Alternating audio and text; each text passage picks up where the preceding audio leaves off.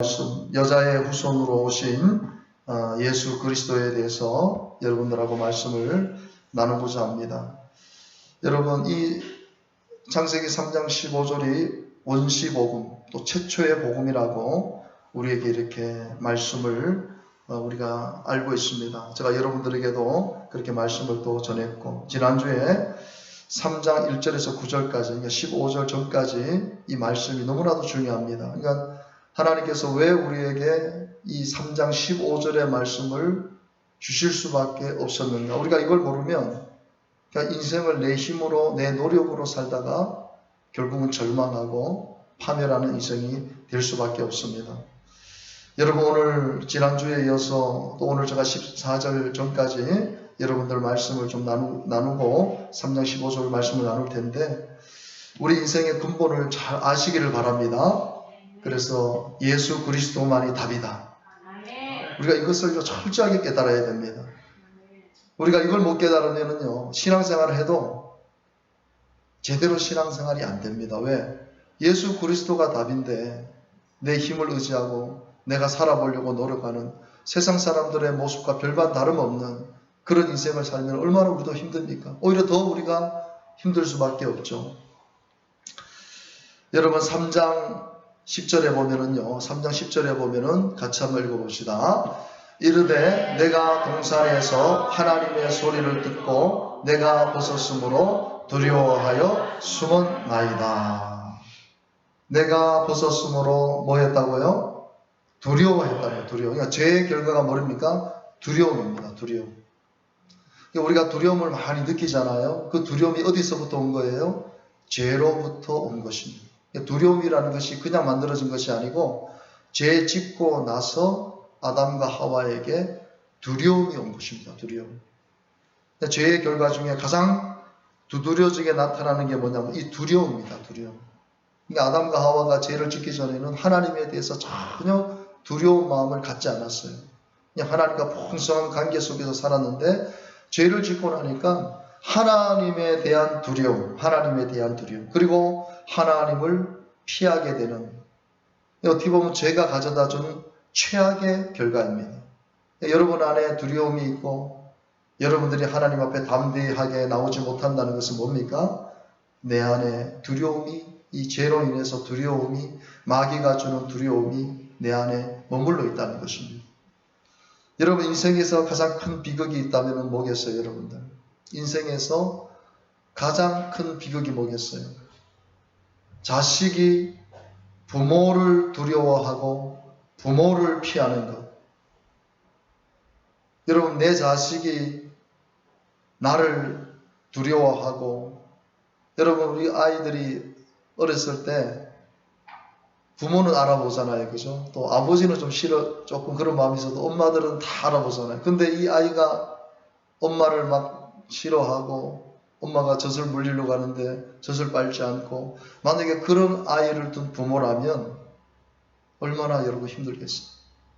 자식이라는 것은 당연히 부모를 따르게 돼 있고 부모를 사랑하게 돼 있는 것이 인지상정 아닙니까?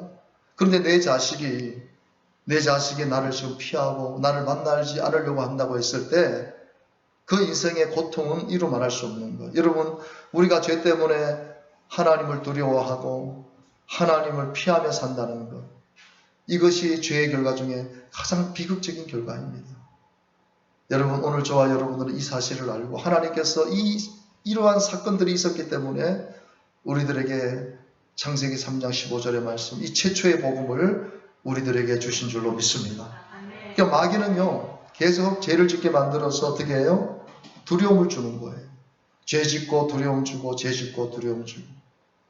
그래서 여러분, 간혹시 흉악한 범죄자들이 흉악한 범죄를 딱 저지르고 나서 이 정신이 돌아오는 거예요. 그럼 자기가 이런 짓을 어떻게 할 수 있었느냐? 그래서 결국은 교도소에서 스스로 목숨을 끊는 그런 일들도 있습니다.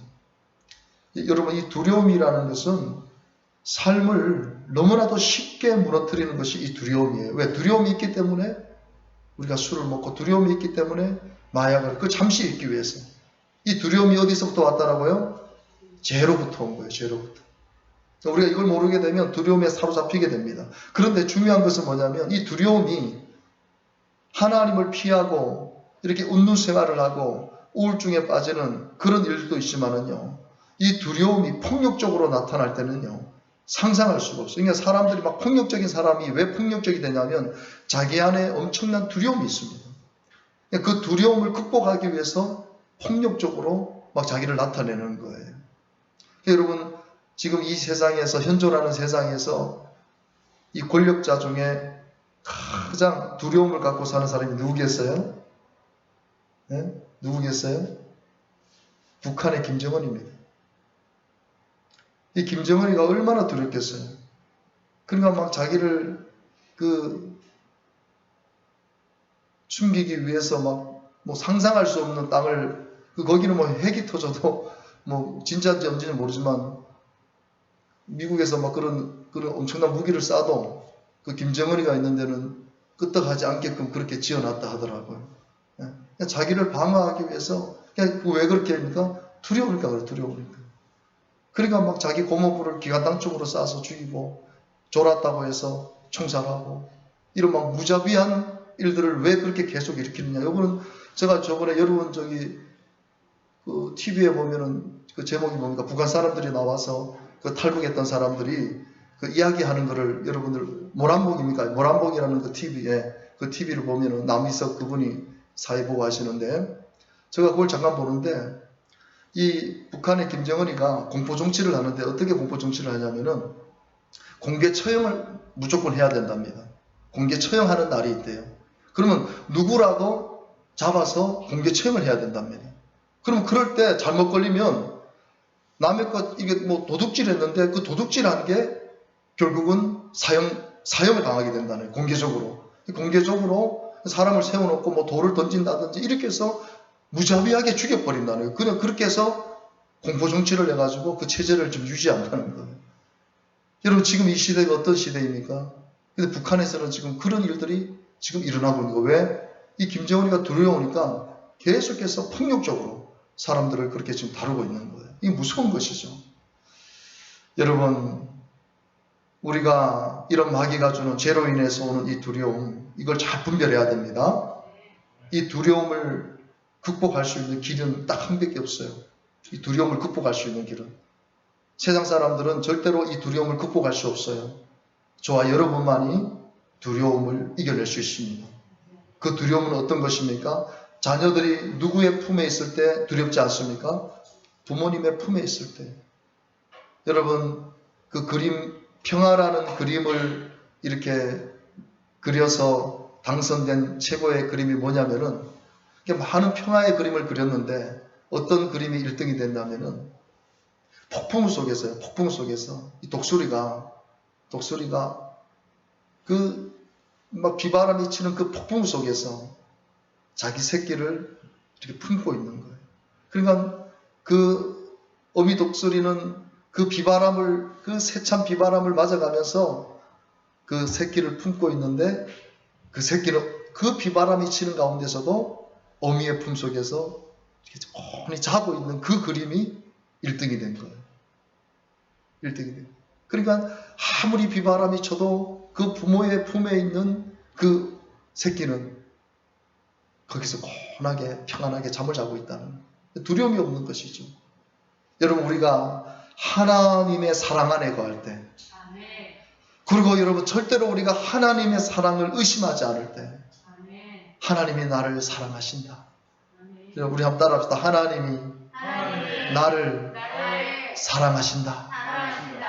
여러분, 절대로 이것만은 잊지 마세요. 어떤 어려운 가운데서도 하나님이 나를 사랑하신다.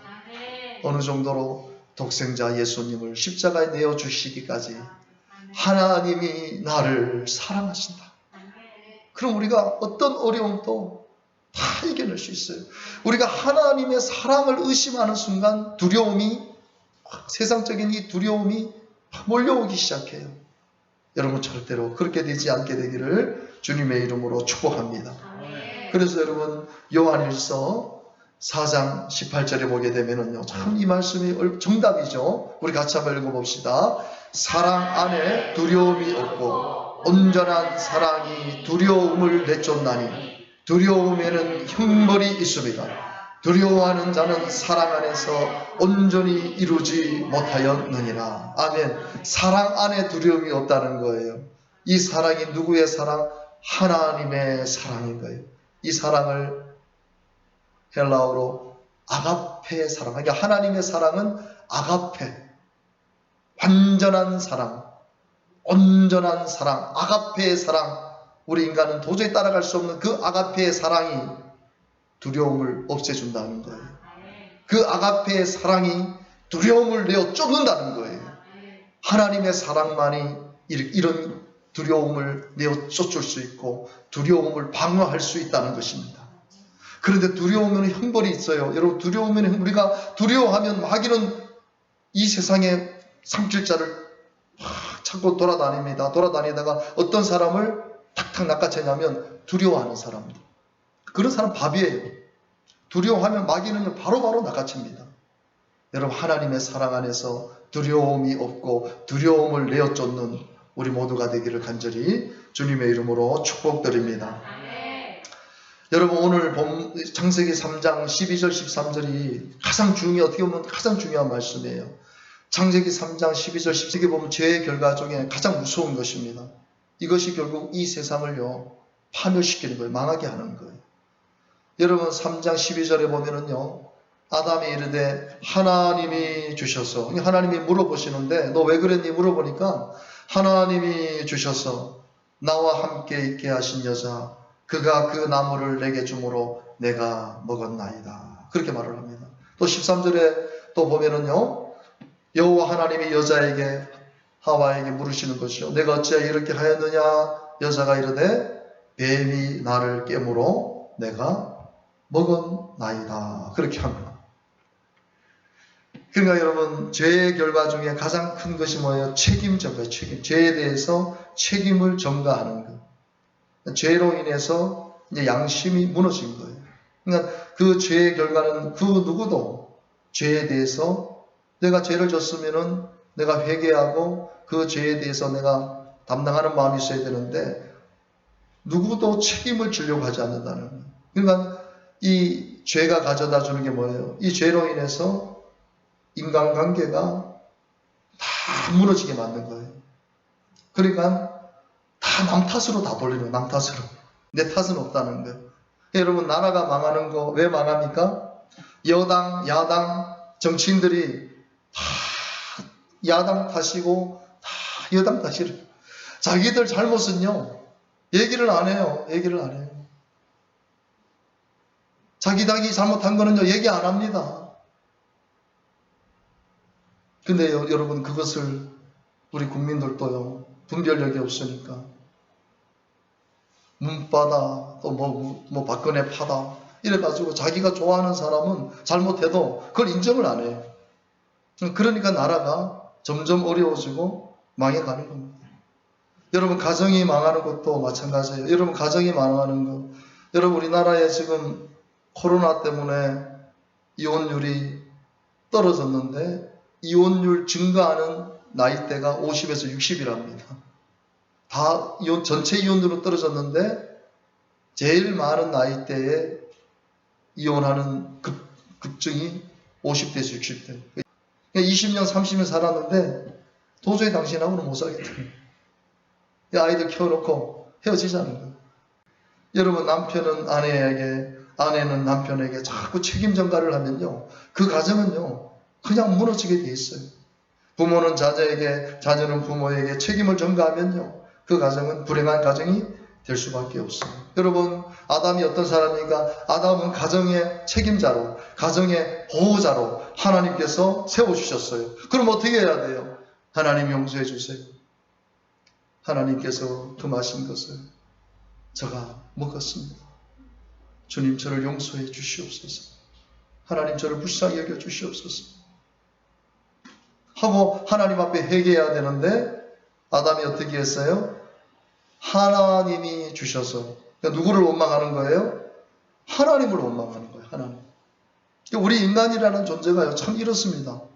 내가 잘못해놓고, 내가 죄를 지어놓고, 내가 엉뚱한 행동을 하고 엉뚱한 말을 하고 그래서 고통과 고난이 찾아왔는데 조금 어렵고 힘들면요 하나님을 향해서 원망을 합니다. 이상하게 막 하나님 앞에서 하나님 아무것도 나에게 그런 나쁜 것을 한 적이 없는데도 내가 잘못해놓고 내가 죄를 짓고 내가 고통을 당하고 있으면요 막 하나님을 향해서 끊임없이 원망하고 불평해. 이스라엘 백성들처럼.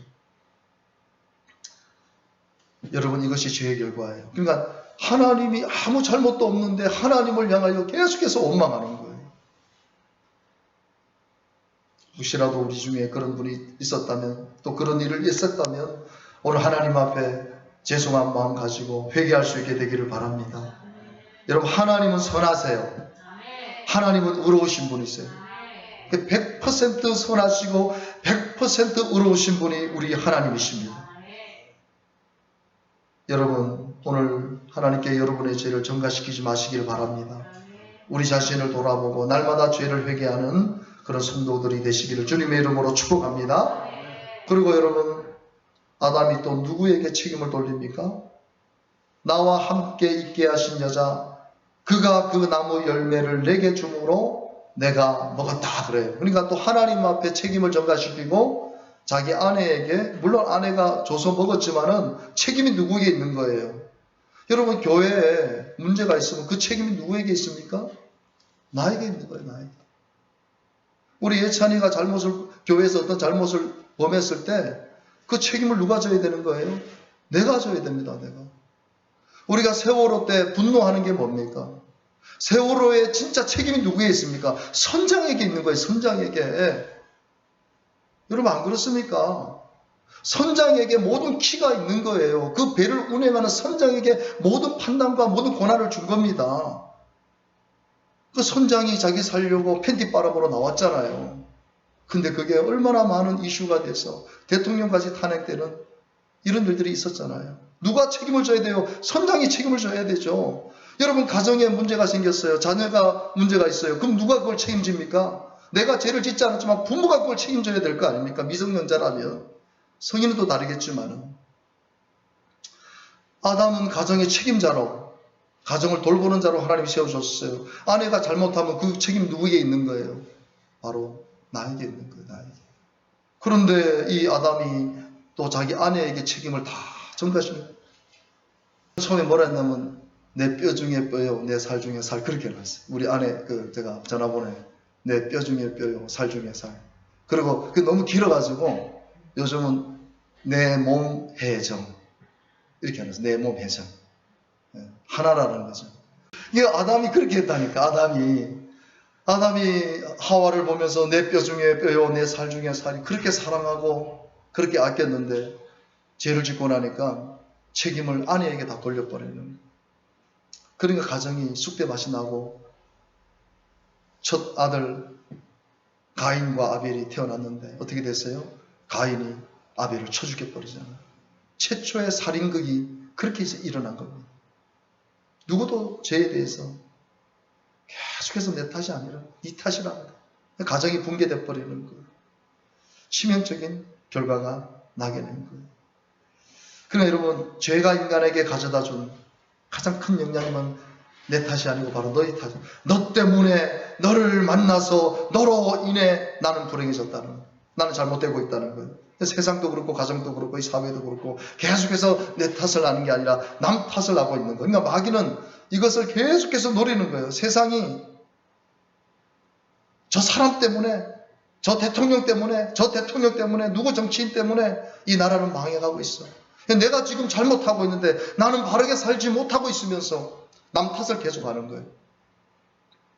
이 나라가 이게 지금 이게 나라냐 막 이러잖아요. 그죠? 사실 그런 말을 하면 안 돼요. 하나님 기뻐하는 말 아니에요. 여러분 이 세상에 정말 이게 나라냐라고 외칠 수 있는 그런 의로움을 가진 사람이 과연 몇 명이나 되겠어요?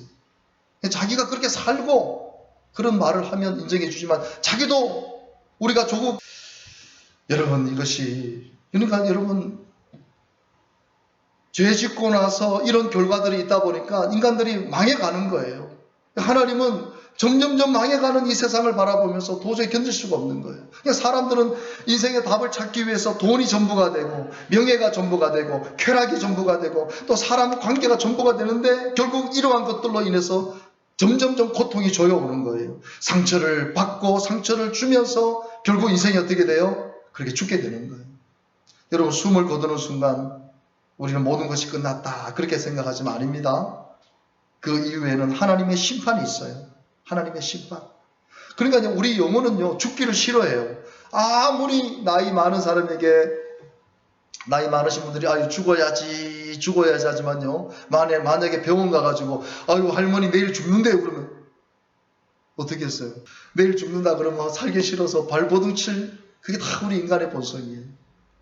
왜 그렇습니까? 죽기를 무서워하는 거예요. 우리 영혼, 우리 사람이란. 왜? 죄가 알기 때문에, 내가 어디로 가야, 죄가 있으면 어디로 가야 되는지를 알기 때문에 그런 거예요. 그래서 여러분, 히브리서 2장 15절을 보게 되면은요, 정확하게 진단합니다. 우리 인생이 어떤 인생인지. 같이 한번 읽어봅니다. 또 죽기를 무서워함으로 한평생 매여 종로로 타는 모든 자. 됐습니다. 죽기를 무서워함으로 한평생 매여 종로로 타는, 그것이 바로 우리 인생이라는 거예요. 죽기 무서워한다는 거예요. 종로로 타는 거예요. 죽음 앞에서 조금만 더 살려달라고, 조금만 더 살려달라고 하는 게 바로 우리 인생이었다는 거예요. 한평생 종로로 타는 인생. 그런데 이런 인생을 하나님께서 구원해 주시기 위해서 여자의 후손으로 예수 그리스도를 이 땅에 보내주시겠다고 약속하신 거예요.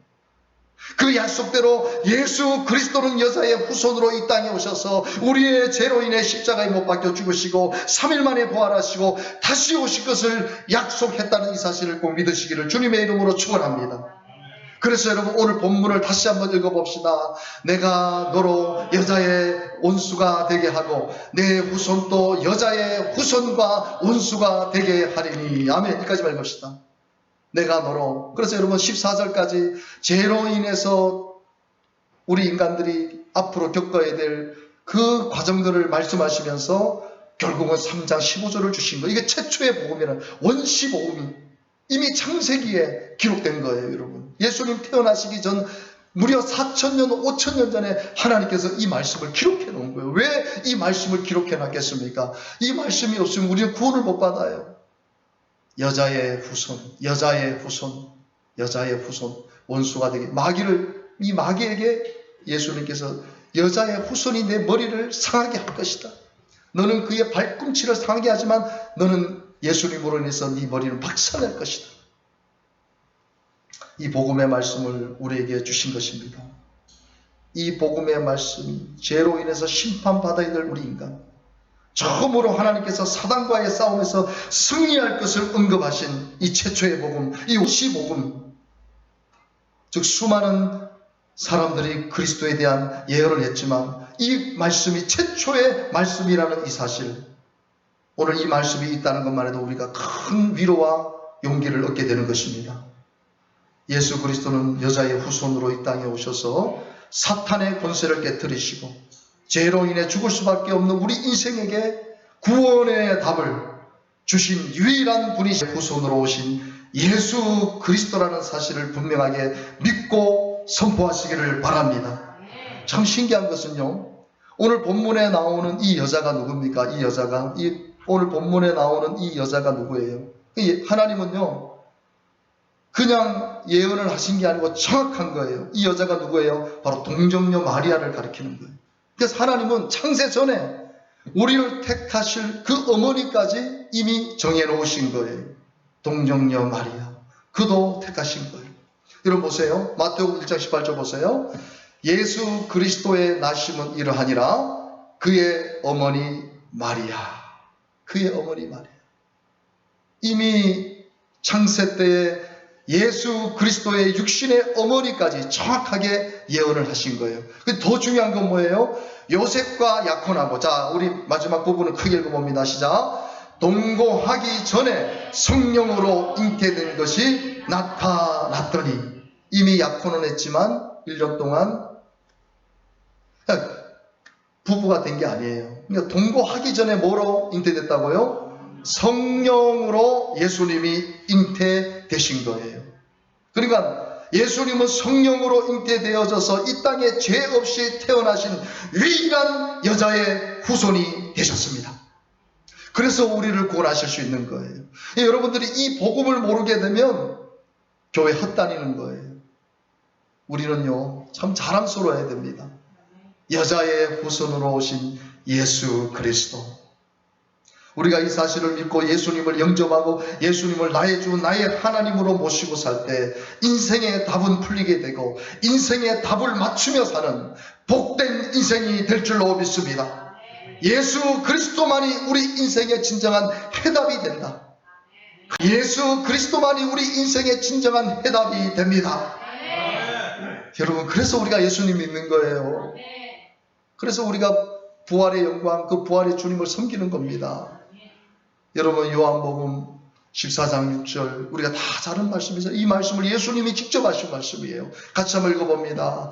예수께서 이르시되 내가 곧 길이요 진리요 생명이니 나로 말미암지 않고는 아버지께로 올 자가 없느니라. 아멘. 내가 길이라는 거예요. 내가 진리라는 거예요. 내가 생명이라는 거예요. 이미 창세기의 여자의 후손으로 와서 이 땅, 이 온 인류를 구원할 메시아가 바로 나라는 거예요. 할렐루야. 예수님만이 답입니다. 여러분, 내가 오늘 여러분들에게 질문을 하면은 여러분들은 크게 예수 그리스도라고 한번 외쳐보세요. 제가 한번 질문을 하면 여러분들은 크게 예수 그리스도라고 외치면 됩니다. 인생의 길이 어디에 있습니까? 이 세상에 단 한 분 진리는 누구십니까? 영원한 생명은 어디에 있습니까? 나와 영원히 함께할 분은 누구십니까? 나의 가족을 지켜주실 분은 누구십니까? 교회를 책임져 주실 분은 누구십니까? 마음의 병을 고쳐주실 분은 누구십니까? 육신의 병을 고쳐주실 분은 누구십니까? 분명한 목적으로 살게 하실 분은 누구십니까? 진정한 행복을 주실 수 있는 분은 누구십니까? 나의 삶, 나의 영혼을 구원하실 분은 누구십니까? 정말입니까? 예수님 없는 인생 아무것도 아니에요. 여러분, 그래서 유대인들은 불쌍한 거예요. 저들은 모세 하나님만 믿잖아요. 얼마나 불쌍합니까? 예수님을 선지자로 여기잖아요. 여러분, 우리 기독교에 예수님 빠지면 우리 기독교는 존재할 수가 없어요. 예수 그리스도의 답입니다. 여러분, 부활절을 앞두고 정말 여러분 예수 그리스도 외치시기를 바랍니다. 악한 마귀 원수들이 여러분들에게 다가올 때 예수 그리스도 이름으로 명하시기 바랍니다. 문제가 있을 때 그 문제를 예수의 이름으로 기도하시면서 간구하시면서 나아갈 수 있게 되기를 간절히 바랍니다.